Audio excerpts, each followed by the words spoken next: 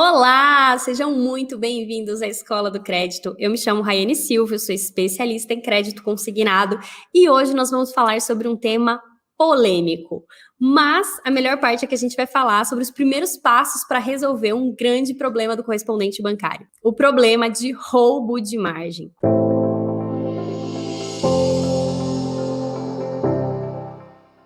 Essas ações começaram a acontecer há algum tempo atrás e na época parecia que nada ia acontecer, ninguém ia tomar nenhuma ação para resolver isso. E graças a Deus a gente começa a ver algumas instituições tomando frente na resolução desse problema. E o primeiro banco que se posicionou trazendo soluções para resolver essa questão do roubo de margem foi o Banco Pan. E quando eu vi eles anunciando as ações que eles iriam tomar para resolver esse nosso problema de roubo de margem, eu entrei em contato com eles e falei, vamos fazer um vídeo para vocês explicarem qual é a visão do banco em relação a isso, o que vocês estão fazendo, o que vocês imaginam para o futuro diante de toda essa questão.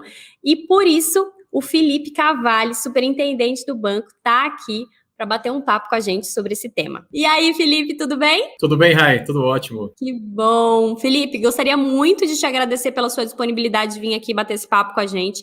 A gente fica muito feliz em ver esse movimento, né? O PAN sendo o primeiro banco a se preocupar com esse assunto que nos afeta tanto. Então, muito obrigada por estar aqui para falar desse assunto tão polêmico com a gente. É verdade. Eu que agradeço, Raiane, pela oportunidade aqui do convite, né? Tá falando sobre esse tema. De fato, é um tema muito importante aqui para o nosso mercado, né? Que preza muito o combate, né? De fato, a vazamento, a desvios, né? De propostas, né? Preocupação com muita qualidade aí para a gente reforçar cada vez mais os pontos do nosso mercado, né? Isso aí. Então, Felipe, essa semana a gente viu o comunicado do banco. Inclusive, se você que está aqui assistindo não chegou a ver o comunicado do banco, o link está aqui embaixo.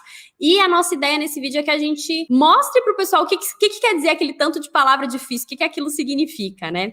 E eu vi que uma das primeiras posições que vocês colocaram foi em relação à ficha de proposta. Eu queria que você falasse um pouquinho sobre qual é essa primeira ação que o banco tomou, por que vocês tomaram essa ação, como que vocês acreditam que essa primeira ação pode ajudar aí a resolver esse problema. Tá legal. Obviamente, esse tema aqui é bem desafiador, não só para o PAN, mas também para todo o mercado, né? Então, baseado em muitos dados aqui que a gente levantou esse período todo, né? E também ouvindo, né? Principalmente vocês aí na ponta, né? Tanto os correspondentes quanto os parceiros, né? Do que estava acontecendo, né? Analisando aqui cada reclamação com muito cuidado, né? A gente já resolveu startar aqui praticamente com 4 medidas, podemos falar dessa forma, né? A primeira, como você citou, foi a questão da ficha de proposta, que é o download dela, né? É a opção de download da ficha de proposta lá na Pancred. O que nós fizemos, tá? Para mitigar, inclusive, proteger os dados mais sensíveis aí do cliente e visando também a mitigar esse tipo de cenários, a gente retirou a opção de fazer download dessa ficha, tá? De todos os usuários. Entendendo também que o PAN, ao longo do tempo, caminhou forte aqui para o digital, né? Hoje, nossa operação aqui, mais de 95% dela é digital, né? Poucos convênios, né, ainda permanecem com físico e também, por enquanto, os analfabetos, né? Já a gente entra com novidades, inclusive na parte digital para analfabetos, entendendo que essa ficha deixa de ser, de fato, necessária ali na impressão, né? Lembrando que o envio dela não é obrigatória, não traz uma pendência, né, uma pendência crítica de físico na operação de vocês, tá? Então, por isso, nós tomamos essa medida de retirar a opção de fazer download. Né? E essa é uma questão muito importante, né? Porque às vezes aquilo que é uma coisa que a gente usa ali para fazer a nossa formalização, a gente imagina que, não tem problema nenhum. Quando eu olhei, falei, nossa, mas por que tirar a ficha? Não entendi esse detalhe. Mas agora faz todo sentido, né? Nessa ficha tem todos os dados ali do cliente. E isso abre espaço para que as pessoas tenham acesso a essas informações, dependendo do nível de permissão dela, e realmente faz todo sentido. É uma medida drástica tirar, mas com certeza já é um ponto muito positivo ali para dificultar ali o acesso, né, desse tipo de informação e tudo mais. E depois tem a questão em relação aos usuários, né? A gente entende que alguns usuários têm algumas permissões e eu vi que vocês fizeram alguns ajustes em relação a isso. Você pode explicar um pouquinho dessa questão das permissões? O que vocês ajustaram? O que vocês fizeram? Posso. Nessa sua pergunta, Renan, eu já vou emendar aqui algumas mudanças que nós fizemos, tá? Mais de uma, eu diria. Começando aqui pelo perfil back-office. Nós temos a opção aqui no nosso sistema, esse perfil back-office, que ele é disponível somente para consulta de propostas, né? Então, podemos falar assim, por exemplo, você tem um usuário digitador, que você é obrigado a ter um certificado autorizado, né? E por algum motivo, seu certificado, por exemplo, expira. Até você fazer a renovação desse certificado para poder digitar de novo, a gente transforma ele em um usuário back-office, por exemplo, né? Ou, às vezes, os correspondentes utilizam esse usuário back-office para fazer consultas, né? Somente consultas, que é o que ele permite, né? Que modificação que nós fizemos nesse perfil? A gente tornou de uma mudança única, né, todos os perfis do usuário back-office restritos, tá? Onde ele só pode enxergar de fato o que ele digitou. E deixando a opção para o master, né, caso seja necessário, a mudança, tá? Mas nesse primeiro momento, para de fato combater esse problema grande, né, que está acontecendo no nosso mercado, a gente resolveu fazer uma medida de impacto aqui e tornar todos os perfis back-office de forma restrita, né? Deixamos ele restrito aí na visualização. Em conjunto com o back-office, nós fizemos isso com um digitador geral, tá? Também foi necessário, né, fazer uma força-tarefa, né, uma migração forte aí desse perfil de visualização geral, principalmente aqueles casos com alto volume de consulta, casado com uma digitação baixa, né? Então, a gente aproveitou esse movimento e tombou também todos esses usuários para perfil restrito, né? Muito legal, Felipe. E eu acho que o que deve estar agora na mente do correspondente que está assistindo isso daqui cara, mas por que tem esses usuários que têm todas essas liberações? E por isso que eu queria dar um pouco de contexto. O que acontece, gente? A gente tem grandes operações, a gente tem grandes promotoras que às vezes tem o back-office que às vezes precisa ter esse tipo de visão para conseguir finalizar ali todas as propostas. E essa questão do roubo de margem não é uma coisa que sempre aconteceu, é uma questão recente, né? Há algum tempo isso começou a acontecer e tem ficado cada vez pior. E aí, às vezes, quando acontece esse tipo de coisa, às vezes a gente espera que tenha uma mudança ali de uma hora para outra, e essa medida que vocês tomaram foi até muito interessante. Essa decisão drástica do PAN de realmente derrubar tudo já faz com que se resolva essa pessoa que às vezes tem uma senha que a gente não sabe de onde que é, né?